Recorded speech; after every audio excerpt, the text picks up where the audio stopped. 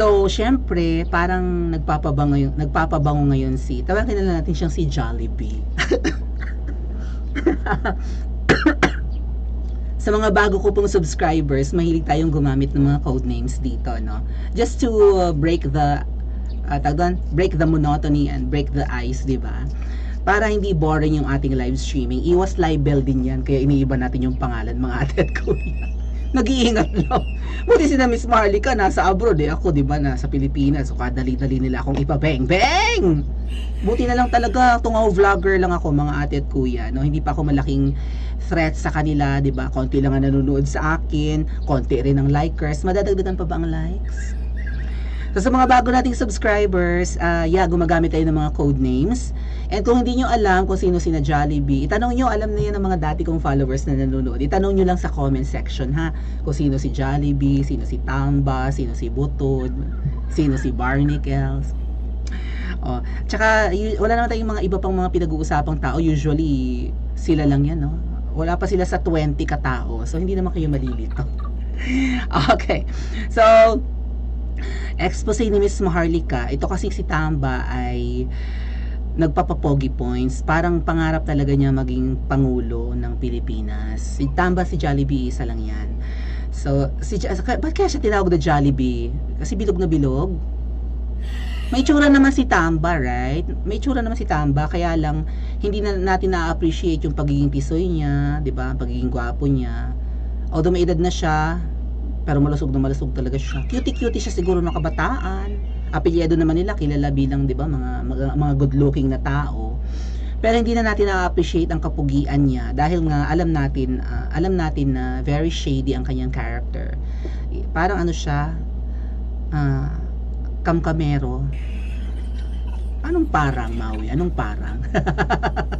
Okay, so sabi ni Miss Marlica, mukhang nangangarap na maging presidente ito ng Pilipinas, si Jollibee or si Tamba. Kaya ngayon palang inaagahan na niya yung pagpapapogi. At recently nga, di ba, may mga ni-raid sila ng mga bigasan, or hindi bigasan eh, bodega ng mga bigas. And yun daw yung mga hoarded na bigas. So malamang smuggled rin yun, di ba? Or maybe binili sa mga farmers ng mura, binarat, and then tinatago muna sa mga warehouses, sa mga bodega, tinatago, hindi naman madaling mabulok ang bigas, 'di ba? So, tago muna para magkumonte yung available na bigas sa pamilihan, at kapag kumonte, since ang mga tao ay gustong-gusto makabili ng bigas, willing bumili kahit taasan ng presyo. Kapag tumaas ang presyo, tubong lugaw ang mga sindikato ng bigas. Hindi lang ng sibuyas, hindi lang ng asukal, basta yung may mga warehouse, yung mga traders, at ito nga pong sindikato, mga hoarders and smugglers. So, di ba nagre-raid sila ng mga warehouse, may na-raid silang kalahating bilyon na worth ng bigas. Tapos ngayon, parang poging-pogi si Popsicles kasi ang mga pinamumudbud niyang bigas doon sa Mindanao nung pumunta kasama si VP Sara, somewhere in Dinagat Islands yata, si Popsicles lang yung mag-isa doon. Pero, nag-meet din sila ni VP Sara para sa isang event sa Davao nung isang araw. Ang mga pinamigay ni Popsicles sa mga kababayan natin sa Dinagat Islands ay mga bigas na puslit or smuggled. Kasi pag pinuslit, smuggled and hoarded, syempre pag na-smuggle, i-hoard mo yan, itatago mo yan eh, di ba? Kung ikaw negosyante, bumili ka sa abroad, say sa Vietnam or sa Thailand ng bigas or saan pa ba? Basta usually yan yung mga Thailand, Vietnam, yung mga kilala. Kaya China. Pag bumili ka doon, ba't ang dami mong stocks? Syempre, tas hindi ka magbabayad ng taripa or ng buwis dahil hindi dadaan sa customs. I-imbak mo yan, dami-dami mo, metriko tonelada. Sabi ni Miss Marlica, panonoorin natin ang video mamaya, meron silang i-raid na meron silang huhulihin na naman si Jollibee. May huhulihin na namang 5 barko ng bigas. And then, syempre, pag hinuli, bida na naman sila. So, saan mapupunta yung mahuhuli? Ang gagawin daw po ay ipamimigay, i-repack at papaltan ng label, ilalagay ay Malaya Rice. Mamimigay, parang ayuda, no? Bakit hindi nyo pagawin ulit yung ginawa ni Popshi na ang pinamudmuda, yung mismong puslit? Ba't kailangan paltan ng label? May problema po ha sa mga smuggled na mga products. May problema kapag kinonsumo mo yan. Sipin nyo nga, di ba nilalait nila dati ang China, parang may nangyari doon na ang bigas daw ay plastic? May halong plastic ang bigas? Nabalitaan nyo yun? Few years ago, panahon ni Tatay Digong. Ang bigas daw na galing China ay may lahok na plastic. Sipin mo kung kakain ka ng smuggled na sibuyas. Halimbawa, yung pinamigay ni Pop siya ipuslit. Paano kung may lahok na plastic? Paano kung may peste? Paano kung may formalin?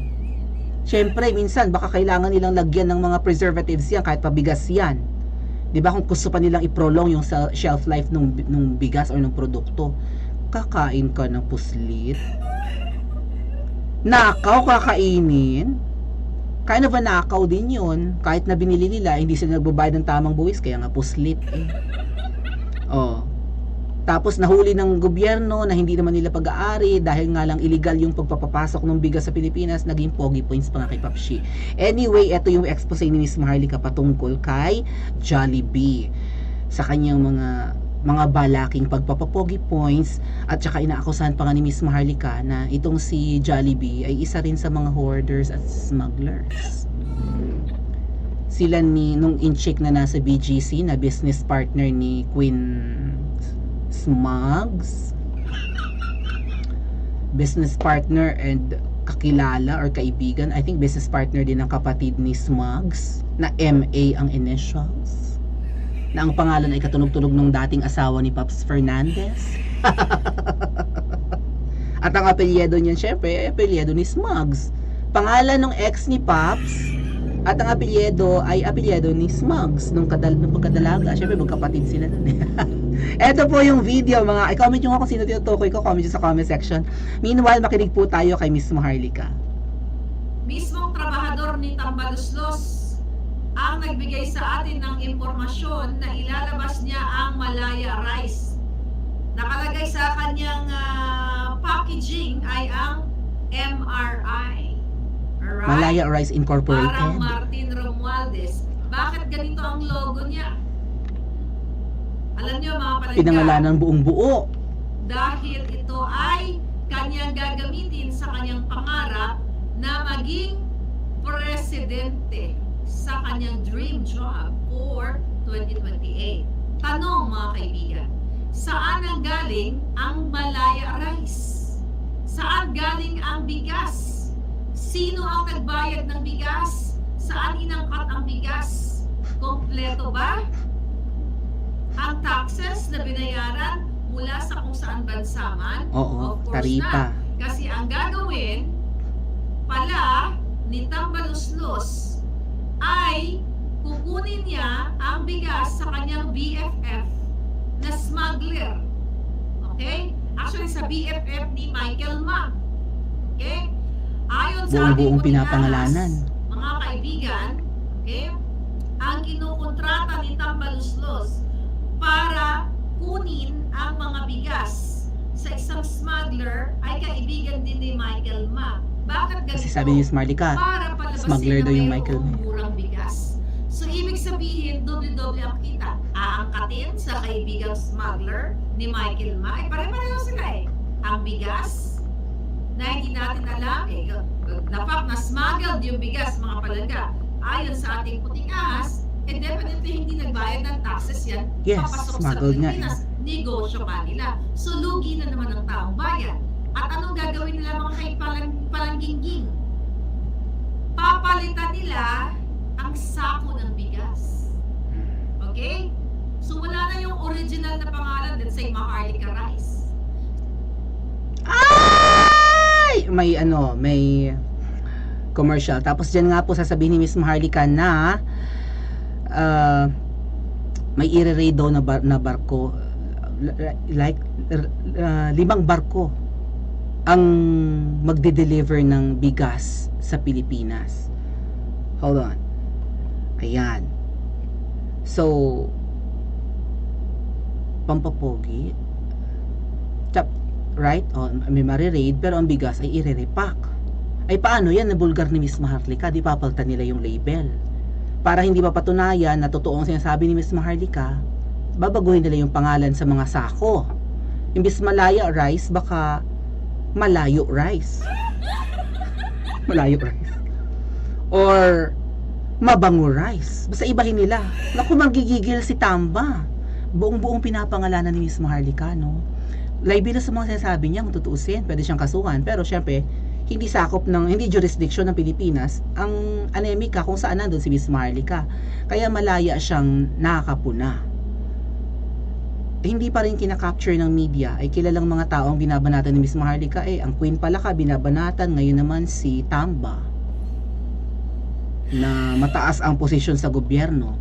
At ang sabi po ni Miss Maharlika dito din sa kanyang vlog na to patungkol kay Tamba, and I think doon din sa live niya kanina about linggo-linggong tumatanggap ng salapi si Smugs, I think doon yung sinabi na ito mga paninira kay VP Sara ay kagagawan ni Queen Palaka and siguro ni Tamba rin, magkakuntsaba yung dalawa Kailangan nilang siraan si VP Sara dahil gustong-gusto ng taong bayan ang pangalawang pangulo.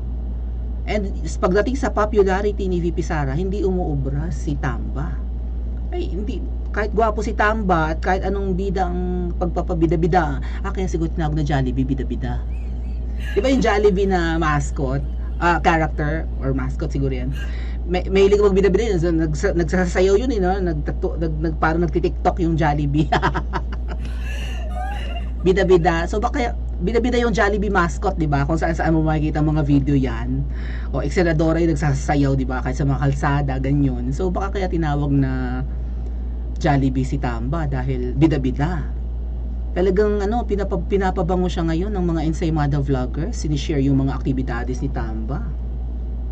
O katulad niya, no, sa mga rating, taas din kunwari ni Tamba. Hindi siya umubra kay VP Sara.